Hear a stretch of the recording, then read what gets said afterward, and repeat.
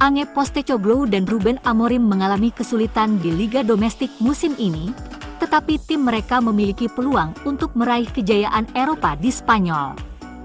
Tottenham dan Manchester United akan saling berhadapan di final Liga Eropa yang akan berlangsung di San Mamés pada hari Rabu. Tidaklah berlebihan jika di awal musim ini Spurs dan United akan berada di final. Tetapi hanya sedikit yang dapat memprediksi betapa kacaunya kedua tim ini di Inggris.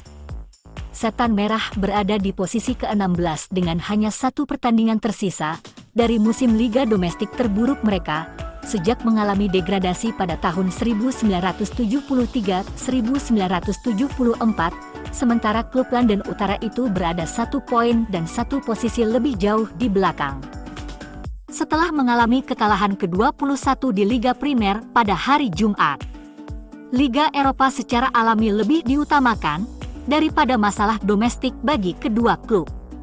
Spurs akan mengakhiri paceklik trofi selama 17 tahun jika menang dan gelar kontinental pertama sejak kemenangan mereka di Piala UEFA tahun 1984. Negara Bask akan menyambut gerombolan penggemar Inggris saat para pendukung mengambil segala macam rute aneh dan indah ke final. Perilaku penggemar tidak mengherankan menjadi topik hangat di Spanyol, di mana pemeriksaan tambahan menyambut kedatangan di Bandara Bilbao. Kekhawatiran media lokal akan potensi masalah ketika United memainkan semifinal di Athletic Bilbao awal bulan ini tidak mengherankan terbukti tidak berdasar. Tetapi penggemar dari 2 klub Inggris yang turun ke daerah tersebut, banyak yang tidak memiliki tiket, menimbulkan pertanyaan yang berbeda.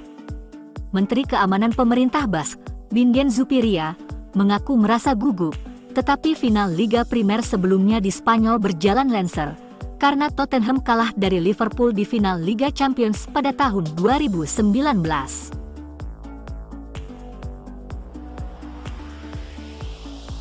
Banyak penggemar Man United sudah berada di Bilbao, San Sebastian, Santander, dan Vitoria. Klub tersebut tidak terburu-buru untuk pergi ke negara bagian Bask. Beberapa penonton yang menghadiri pertandingan hari Rabu menginap di Bilbao, San Sebastian, Santander, dan Vitoria. UEFA telah memilih kota yang luar biasa dan stadion super di Bilbao, tetapi tidak memiliki infrastruktur yang memadai untuk menampung masuknya penggemar sepak bola Inggris. Para penggemar Athletic Bilbao menyebut San Mamés sebagai katedral sepak bola, dan spanduk bertuliskan kata-kata itu menyambut kedatangan mereka di Bandara Bilbao. Tottenham terbang ke Bilbao pada hari Senin. United dijadwalkan terbang pada pukul 3 sore. Pada hari Selasa, Spurs berlatih di San Mamés sedangkan United akan berlatih di Carrington. Konferensi pers pra-pertandingan Ange Postecoglou di San Mamés akan diadakan pada pukul 4 sore, sedangkan Ruben Amorim dijadwalkan pada pukul 7 malam. United mengadakan pertemuan dengan UEFA tentang slot pendaratan di Bandara Bilbao. Bandara itu terasa sempit untuk menampung beberapa ribu penggemar United ketika mereka terbang 2 musim lalu dan dalam beberapa bulan terakhir, belum lagi kedatangan puluhan ribu penggemar sepak bola Inggris. Jadwal perjalanan United sesuai dengan jadwal Eropa mereka musim ini. Berlatih di markas, penerbangan sore, dan konferensi pers malam. Pukul 3 sore adalah waktu keberangkatan mereka yang biasa untuk pertandingan tandang Eropa. Ketepatan waktu mereka telah membaik dalam beberapa putaran terakhir. Di Porto, kabut yang berputar-putar di wilayah udara Portugal menunda slot pendaratan United dan konferensi pers pra-pertandingan mereka ditunda lebih dari 2 jam. Diogo Dalot dibebaskan untuk memprioritaskan makan malam pra-pertandingannya 24 jam sebelum kick-off. Bukanlah rasa percaya diri yang berlebihan dari United bahwa mereka akan berangkat 29 jam sebelum wasit meniup peluitnya. Spurs telah menurunkan tim bayangan dalam 2 pertandingan terakhir mereka, yang tidak lebih dari sekedar uji kebugaran untuk Son Heung-min. Belum lama sejak Spurs terakhir kali mencapai final Eropa. Hanya 6 tahun. Son adalah satu-satunya yang bertahan dari pertandingan melawan Liverpool. Saat itu, 24 hari sebelum final, Spurs tidak memiliki harapan. Kesenjangan mentalitas antara kedua klub membuat Piala Eropa ke-6 bagi Liverpool menjadi kenyataan. Di atas kertas Spurs lebih unggul atas United di gawang, bek tengah, bek sayap, di depan, dan bisa dibilang memiliki gelandang yang lebih lengkap secara teknis. Sebaliknya, United memiliki pemain spesialis pemenang pertandingan. Ahmad dan Bruno Fernandes sumber kreativitas dan gol. Leny Yoro dan Matthijs de Ligt bisa gagal main. Namun, kehilangan bek tengah United tidak sebesar kerugian yang dialami Spurs. James Maddison dan Dejan Kulusevski, dua pemain sepak bola paling berpengaruh di Tottenham, pasti absen. Banyak pendukung United mengandalkan sejarah mereka. Tim terburuk United dalam beberapa dekade terakhir, musim lalu menyelamatkan MU dengan penampilan terbaik mereka di era pasca Ferguson. Tim saat ini 2 kali lebih buruk, tetapi mencetak 19 gol hanya dalam 6 pertandingan sistem gugur Eropa.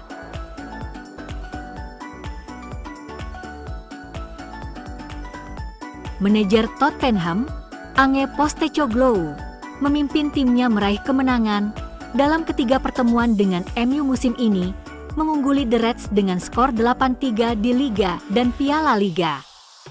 Dari kemenangan dominan 3-0 di Old Trafford hingga kemenangan mendebarkan 4-3 di Piala Carabao, kedua tim berakhir hasil ketat 1-0 pada bulan Februari.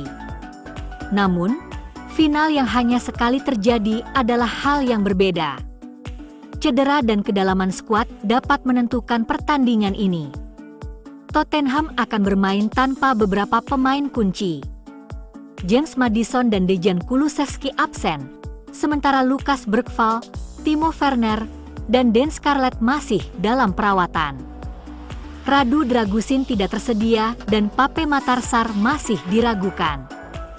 Tanpa pemain nomor 10 yang diakui dalam skuad, ide yang bijak adalah memulai Kapten Heung-min Son di sana, setelah Wilson Odobert tampak tidak meyakinkan di itu. Menempatkan Son ke peran nomor 10 memberi Spurs kehadiran di antara lini. Seseorang yang dapat mengambil umpan, menciptakan ruang, dan membantu dengan gol. Ia juga memiliki etos kerja untuk mendukung ruang gerak, dan mereka akan membutuhkannya saat melawan Casemiro, Manuel Ugarte, dan Bruno Fernandes. Dominic Solanke pasti memimpin lini depan.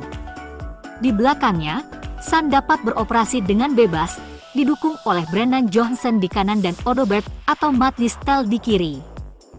Kecepatan Son telah menurun, tetapi IQ sepak bolanya tetap tajam seperti sebelumnya. Ia harus mengambil peran playmaker, tetapi Postecoglou mungkin punya ide lain. Rodrigo Bentancur dan Yes Bissouma kemungkinan akan menjadi starter di ruang mesin.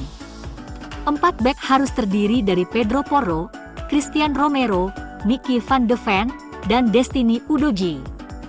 Guglielmo Vicario kembali menjaga gawang setelah absen dalam perjalanan ke Aston Villa.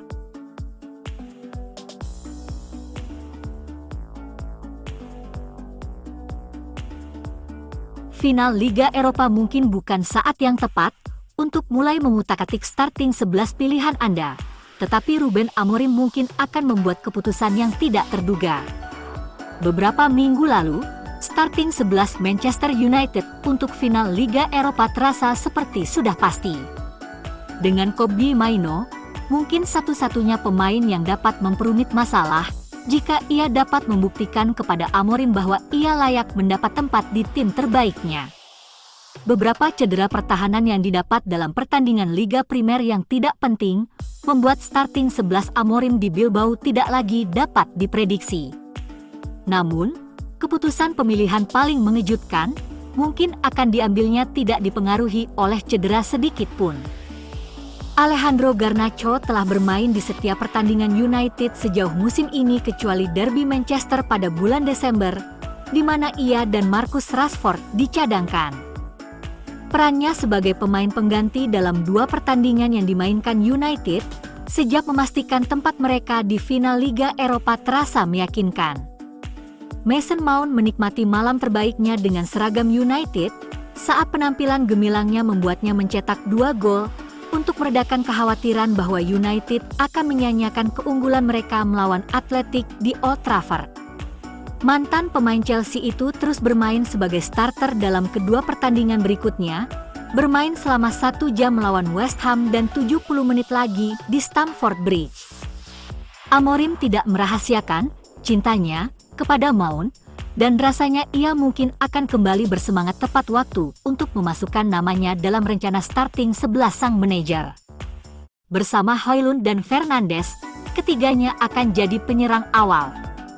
4 gelandang bisa jadi Dalot, Ugarte, Casemiro dan Dorgu. Sementara di belakang, trio Maguire, Mazraoui, serta Xiao bisa jadi starter di depan Onana.